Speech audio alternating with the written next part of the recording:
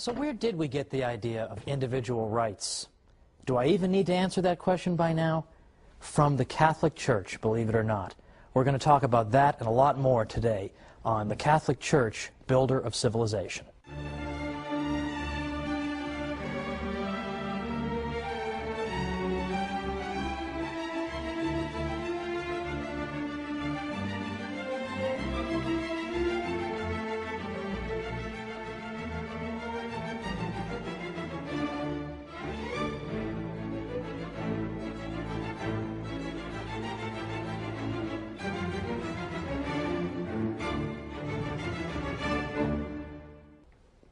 Welcome to the Catholic Church, Builder of Civilization.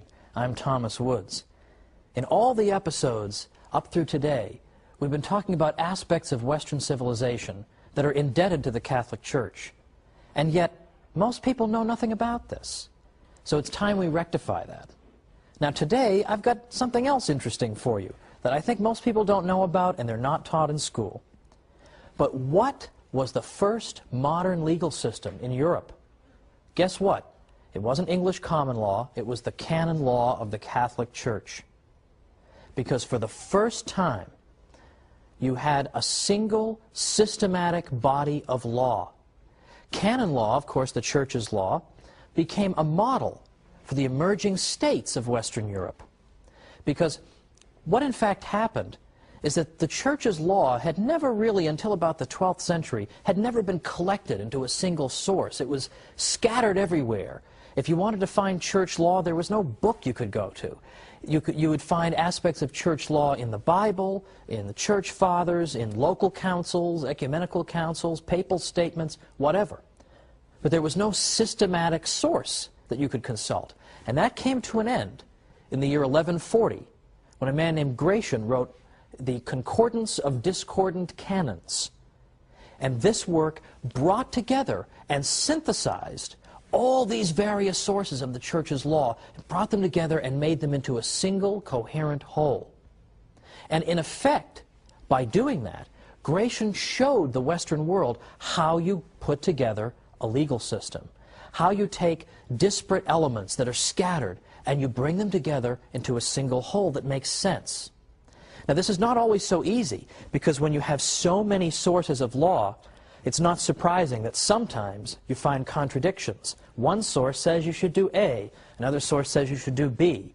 When you're bringing the law all together, how do you resolve that? Should you do A or B? And what Gratian and other canon lawyers showed is that you use the idea of natural law to arbitrate between these two alternatives.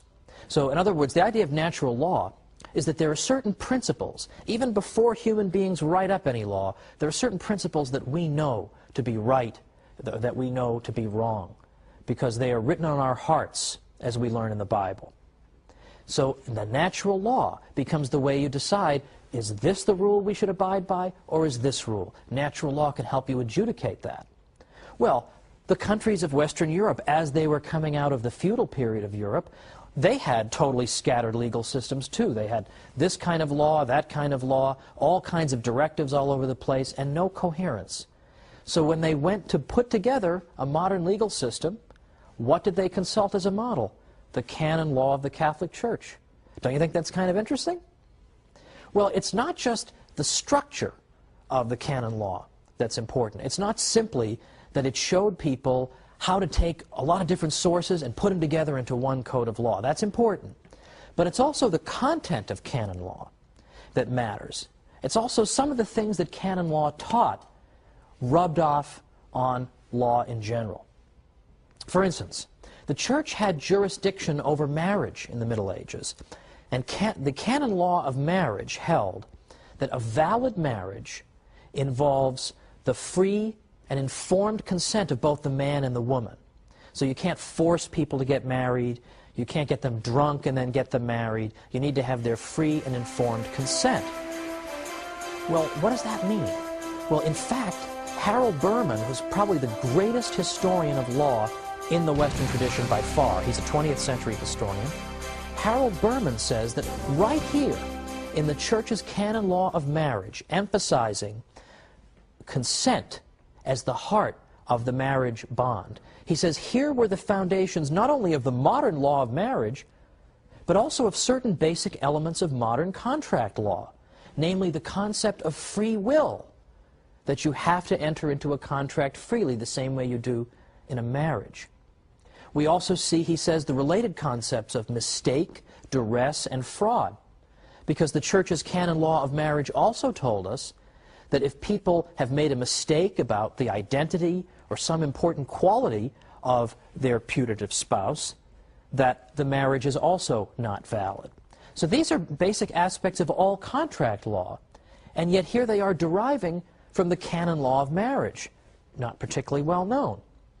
What's also important is that it was very common, the practice of what we might call infant marriage in Western Europe. This was a barbarian custom, and infant marriage, of course, is incompatible with the Church's canon law of marriage, because how can an infant give his consent to a marriage? So it was with the implementation of the canon law of marriage that the barbarian custom of infant marriage was abolished altogether. Now, one of my favorite aspects of all this is that the Church's canon law, coming into being in a systematic way in the 12th century, for the first time is now bringing into Western European practice, for the first time since the barbarian invasions, a clear emphasis on the importance of rational trial procedures. Now, what do I mean by that? Typically, in barbarian modes of law, reason was not employed to determine who was guilty and who was innocent. Rather, magical modes of determining guilt or innocence were used, modes of ordeal. So, for instance, one barbarian method of determining whether you were guilty or innocent consists of what we might call the ordeal by hot water. And here you'd take the accused person and you'd bring him over to a cauldron in which boiling water had at the bottom a stone. And it was required of the accused to reach into that scalding water and pull the stone out. Then they would bandage his arm, because of course it's scalding water and his arm's not doing too well at this point. Then they'd wait 3 days. When they take off the bandages, if he has begun to scab up on his arm, then that means he's innocent. But if he hasn't yet started to scab up, that is indication of his guilt. Well, who wants to be subject to this kind of procedure? This is exactly the kind of thing that the rational trial procedures emphasized in canon law helps to bring to an end. Now, another barbarian method of determining guilt or innocence is the ordeal by cold water. Well, that sounds fine. Cold water, refreshing, right? Well, the ordeal by cold water consisted of tying a person's hands together and his feet together and throwing him in the river, and then observing to see whether he sinks or floats. Now, in many versions of the ordeal by cold water, if you float, that is indication of your guilt. You might think that floating would mean you're pure, like ivory soap, you're 99.44% pure, but to the contrary, the thinking was that perhaps the divine principle in the water is trying to eject you by not allowing you to sink. So that's an indication of your guilt. Well, again, nobody would want to live under that system. And in fact, that system doesn't really tell us who's guilty, who's innocent. It just tries to end the dispute. Look, this is how it turned out for this guy. He floated. That's the end of it. Let's just stop the fight right here. Instead of pursuing justice, barbarian law simply tried to stop feuding and fighting by just coming up with some kind of an answer, even though it was a totally arbitrary answer, whether the guy floats, whether his arm scabs up. This is exactly what canon law was opposed to. So, canon law, the first modern legal system in Western Europe. But there's much more to be said about the Church's contributions here, because as long as we're speaking about law, we can speak about the concept of rights.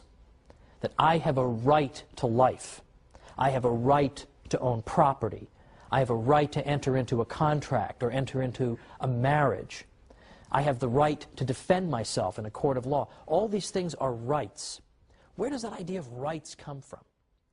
For a long time...